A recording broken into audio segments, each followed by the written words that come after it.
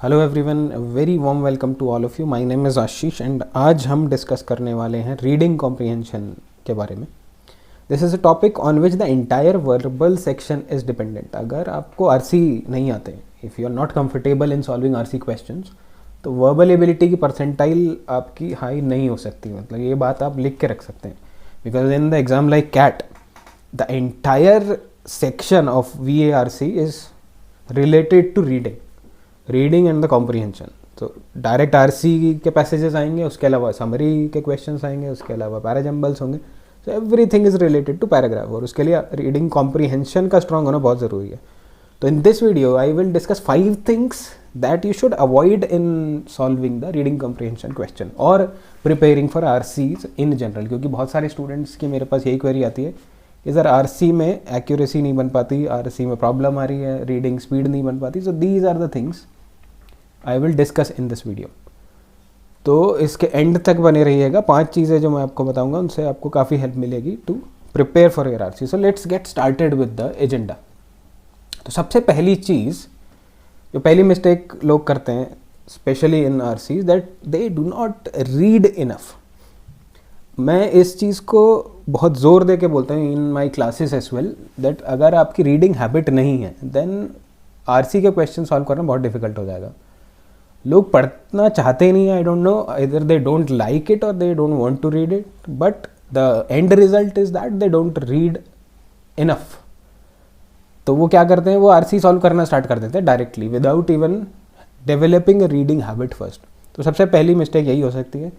तो अभी हमारे पास काफ़ी टाइम है कैट आने में और बाकी एग्जाम्स आने में, तो अपनी रीडिंग हैबिट अभी से बनानी स्टार्ट कर दीजिए। धीरे धीरे जब रीडिंग हैबिट बन जाएगी तो आरसी को पढ़ने में आपका जो टाइम है, जो आपको बार बार पढ़ना पड़ता है, वो टाइम बच जाएगा and you will able to score more in your reading comprehension. This is the first mistake that you should avoid. अब आते हैं हमारे सेकेंड पॉइंट पे।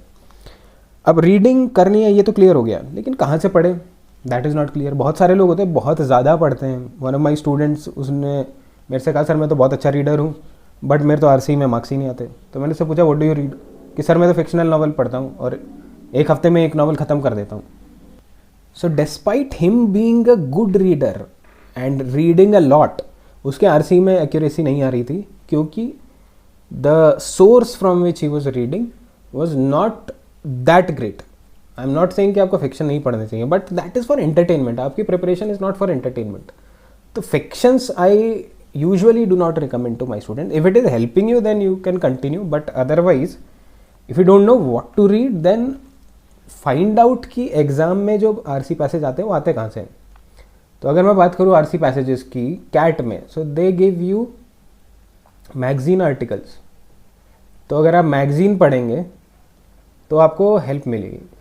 इकोनॉमिस्ट से डायरेक्ट एक आर्टिकल आया था पिछले ही, या तो लास्ट ईयर और last to last year, the economist magazine से, या फिर they give you newspaper editorials,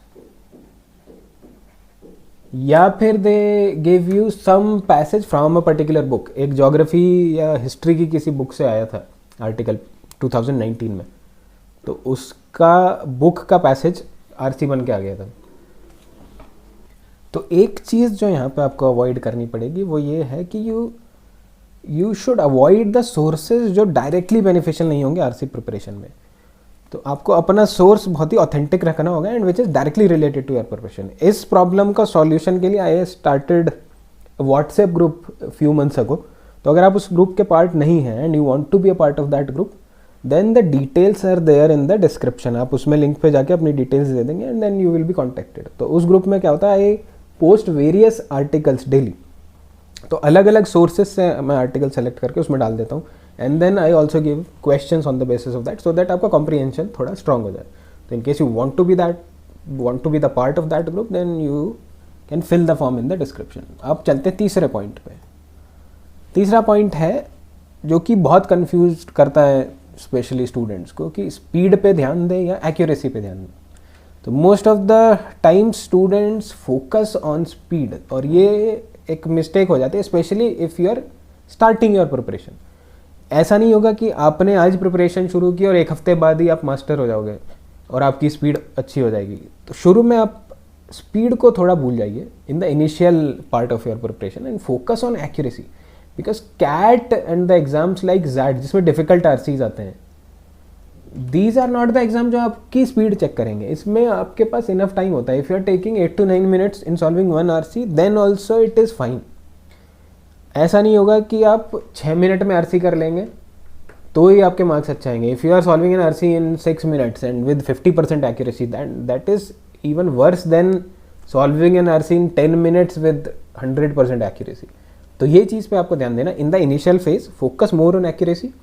जैसे जैसे प्रैक्टिस बढ़ेगी स्पीड अपने आप इंप्रूव हो जाती है.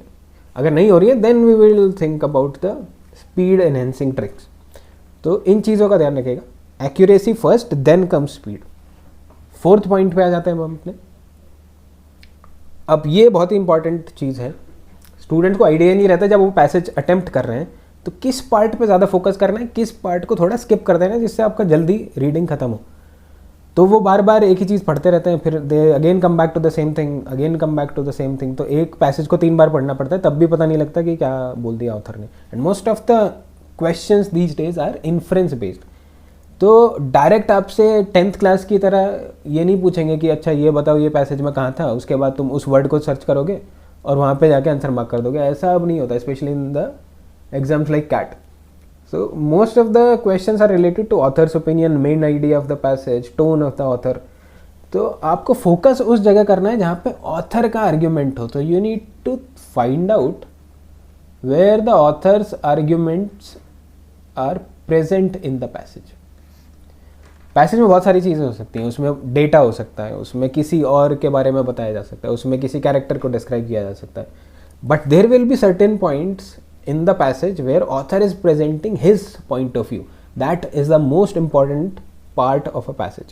तो उन चीज़ों को आपको ध्यान रखना है कि ऑथर क्या कह रहा है वो आपको पता होना चाहिए. उससे आपका मेन आइडिया क्लियर हो जाएगा, उससे आपकी टोन क्लियर हो जाएगी एंड उससे आपके इन्फ्रेंस वाले क्वेश्चन करने में भी हेल्प मिलेगी. So this is very important.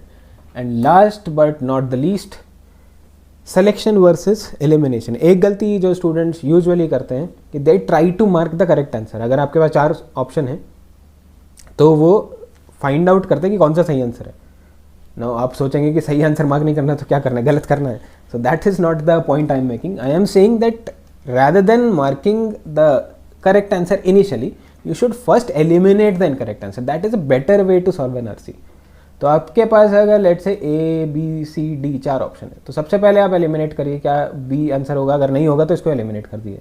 फिर सारे ऑप्शन को चेक करिए एंड अल्टीमेटली जो बचेगा that will be your answer. So that is how you should approach in an RC rather than directly jumping to the correct option. तो method of elimination choose करिए rather than method of selection. उसके लिए एक framework होता है जिसको मैं बोलता हूँ बीन फ्रेमवर्क, इसलिए मैंने मिस्टर बीन की फोटो यहाँ पे लगा दी है. इस फ्रेमवर्क को मैं अपनी जो लाइव क्लासेस होते हैं उसमें डिटेल में इसकी एप्लीकेशन भी बताता हूँ कैसे इसको अप्लाई करना है, बट यहाँ पे थोड़ा मैं इसका ब्रॉड आइडिया दे देता हूँ. तो आपको एलिमिनेट करने के लिए फ्रेमवर्क यूज़ कर सकते हैं आप. तो अगर आपके पास मल्टीपल ऑप्शंस हैं तो ऐसे ऑप्शन एलिमिनेट कर दीजिए जो बहुत ज़्यादा ब्रॉड हैं. सो बी फॉर ब्रॉड. ऐसे ऑप्शंस एलिमिनेट कर दीजिए जो बहुत ज़्यादा नैरो हैं, एन फॉर नैरो. ऐसे ऑप्शंस आप एलिमिनेट कर सकते हैं जो एक्सट्रीम हैं. तो ई से आता है extreme and A is alien. Alien मतलब ऐसे ऑप्शन आप एलिमिनेट कर सकते हैं जिसकी बात ऑथर ने करी नहीं. एलियन वो होते हैं ना जो किसी और प्लैनेट से आते हैं. तो जो पॉइंट किसी और पैराग्राफ से आया हुआ है उसको आप हटा सकते हैं from the option. So that is how you can use this framework in eliminating the choices.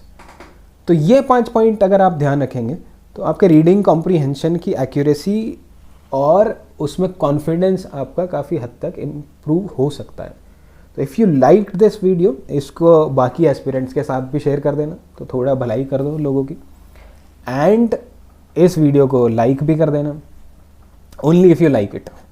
अगर नहीं लाइक किया तो ज़बरदस्ती नहीं है, but I hope these tricks will help you. तो इन 5 पॉइंटर्स का ध्यान रखिएगा and will again meet with something new in the next video. Till then, keep learning.